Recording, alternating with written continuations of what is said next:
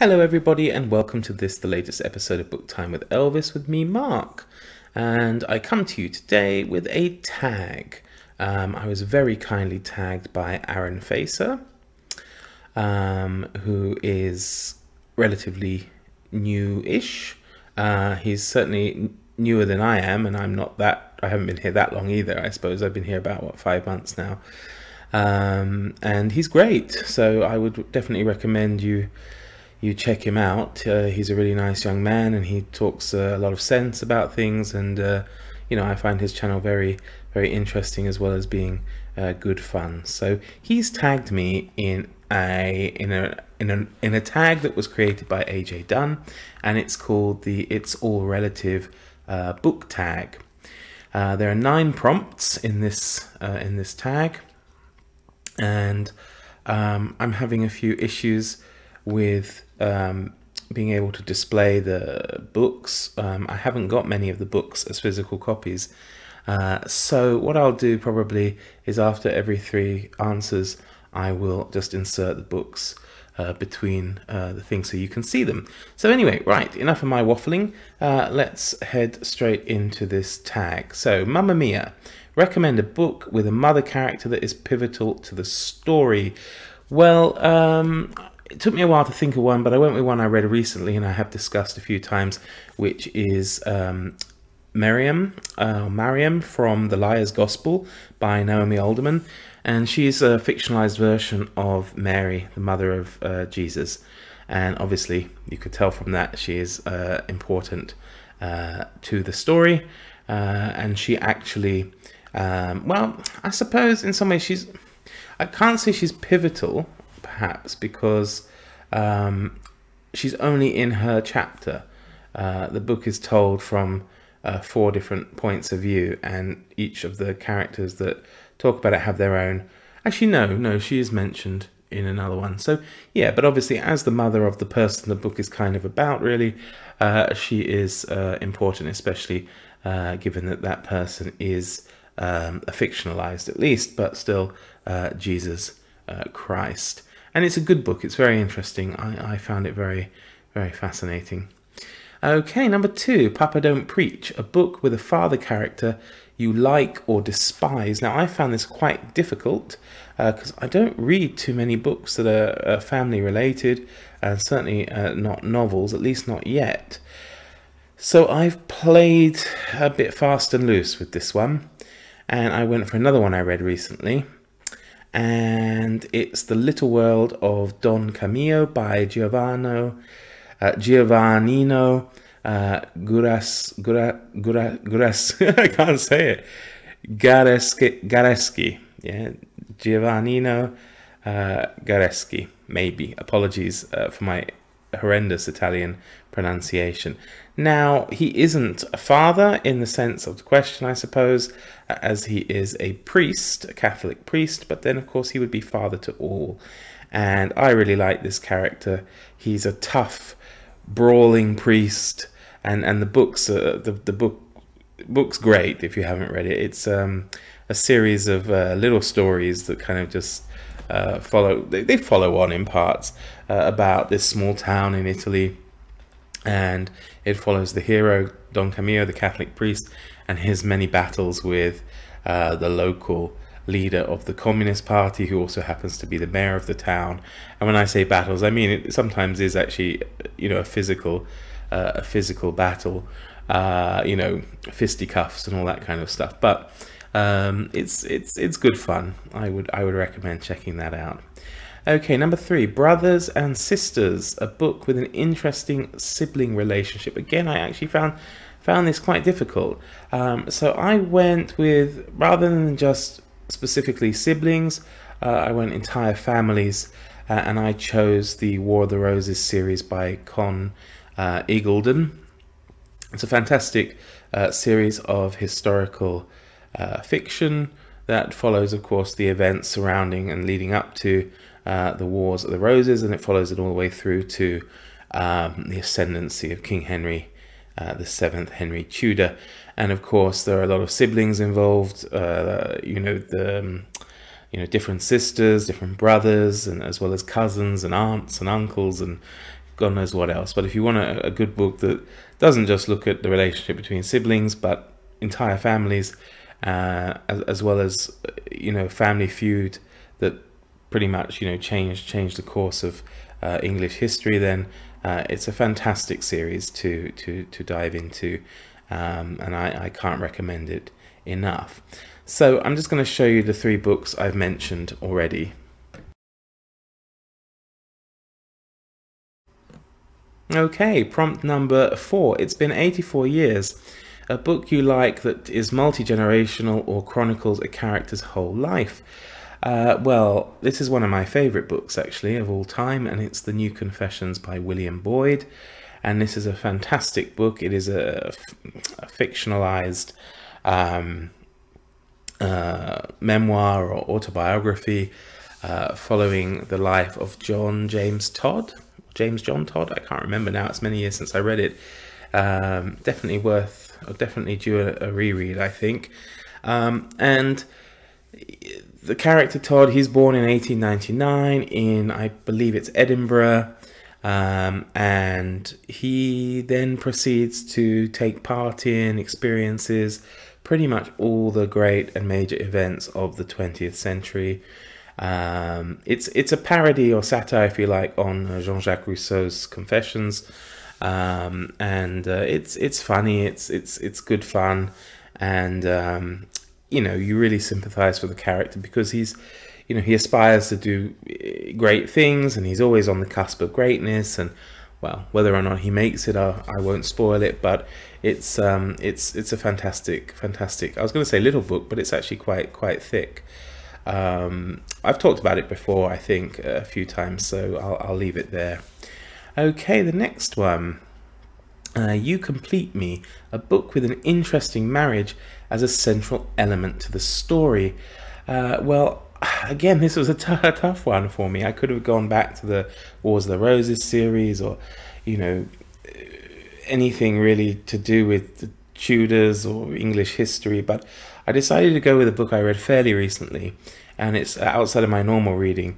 It's kind of a gothic horror. It's called The Silent Companions by Laura Purcell, and the marriage in it barely lasts a couple of pages, but it's very important. So if you don't know the book, this young woman marries this man, and he has a big country house, and she thinks she's marrying into a life of privilege and luxury, and all of these things.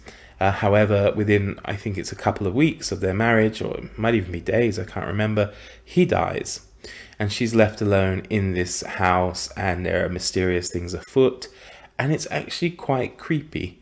There are these like wooden cutouts that seem to kind of have a mind of their own. It all goes back to, I think, around the time of the English Civil War, or maybe even before that.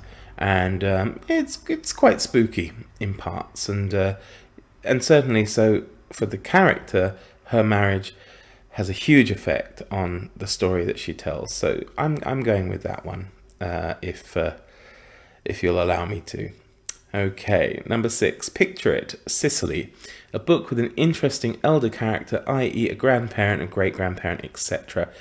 Well, I'm going to go back a few years on this one. I'm going to choose a children's book, and I'm going to go with The Witches by Roald Dahl, because the grandmother in the Witches, for me, is one of my favorite characters ever. I love the fact that she's a cigar-smoking, rough woman who basically hunts down witches. I think she's got like a part of her thumb missing, and she seems like a real tough old bird, and a great character. So that's my answer for that one. And once again, these are the 3 books I've just talked about.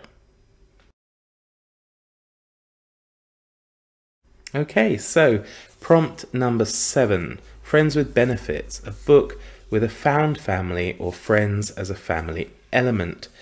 Well, I can't believe how often this book's cropped up, considering, you know, my mixed feelings about it, but I'm going with Cold Comfort Farm, because although the main character, Flora Post, she actually goes to stay with her family, the Starkadders. They are kind of a found family because she doesn't know them and she knows nothing about them. So she It's a story, if you're not aware of it, where this young English woman is orphaned. Basically, she doesn't have anyone else in the world apart from a few friends, and this mysterious family that lives on a farm down in Sussex, I think. And you know, it's a very strange place. Apologies, I can see I'm sweating. It's very, very humid here, and as usual, I have to turn the fan off to make the video. She oh, I've lost my train of thought there. Obviously, my brain's starting to melt. It's all the ideas that are seeping out there. So she goes down to this family. The family is very odd. There's some strange things that have happened. Some things have gone on in cow sheds, tool sheds, whatever. Nobody will talk of it, and it's something to do with her. Something to do with her father. I don't know exactly. It's never really made clear.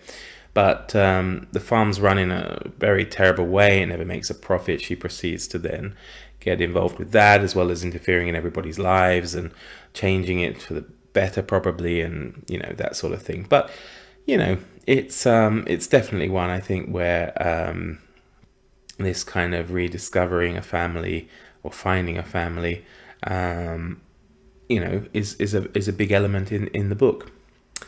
Okay, number 8, I Think We're Alone Now, a book with a character who was lost, left behind, or abandoned.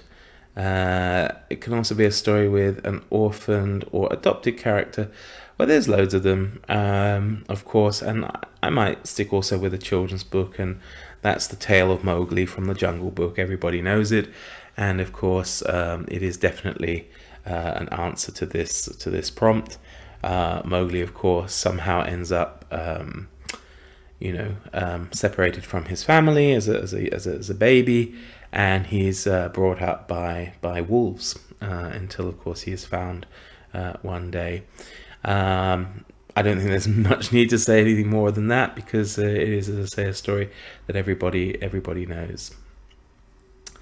Okay, the last one, Fur Baby, a book where a pet or animal is part of the family and or plays an important role in the book. Well, Aaron took the answer I probably would have given, because we've all just read Three Men in a Boat, and the character of Montmorency is a fantastic one. So I dug back in my memory for another animal that was in a book that I read not that long ago, and it's from the book War Dog by Damian Lewis. I might have mentioned it once or twice before, but it's the fantastic true story of the dog Ansi, I think. Ansi. And Ansi's a German Shepherd, Alsatian. He was a puppy, and he was found on a farm in a farmhouse in German-occupied France. Or no, well, maybe France isn't occupied then, but the war's going on.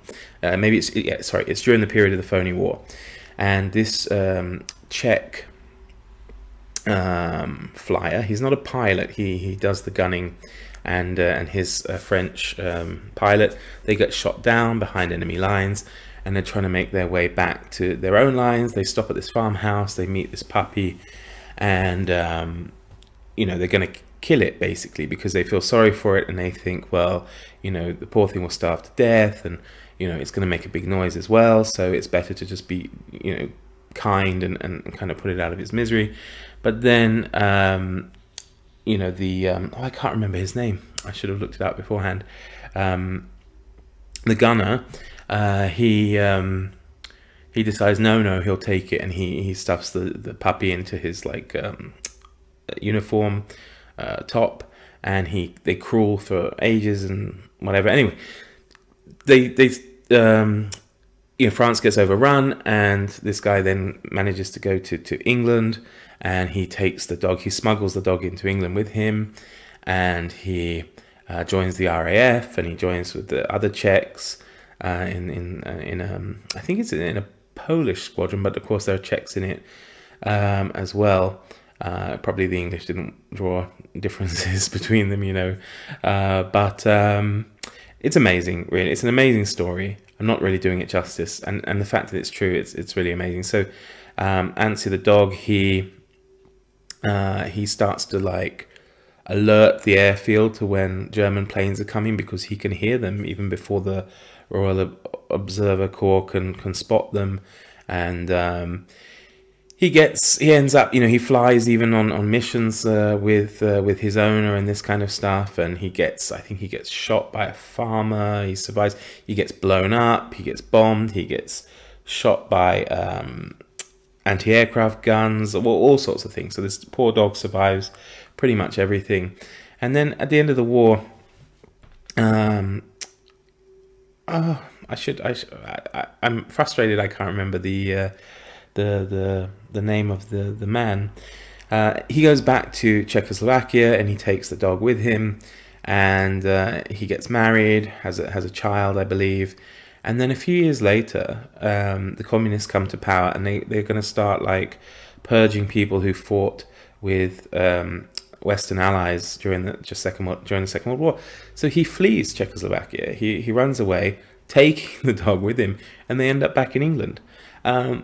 Notice though, he didn't take his family with him, which is quite terrible. And actually, I believe he remarried an English woman and had another family. So I'm assuming he divorced his first wife. But in that part, it's not very nice. But obviously, regarding the dog, it's a fantastic story. It's a true story. Have I spoilt it? Maybe. I don't know. But it's worth reading if you're interested in dogs and kind of heroic dogs and things like that. So that was the It's All Relative book tag by A.J. Dunn Reads and Writes. Thank you very much, Aaron, for tagging me. I'm not really sure who to tag, because you tagged people that I would certainly think about tagging. I know a few have already done it, so I'll leave it that if you were watching this and you're interested in this tag, then please do it. It is a nice tag. Thank you very much, everybody. Take care. See you soon. Bye bye.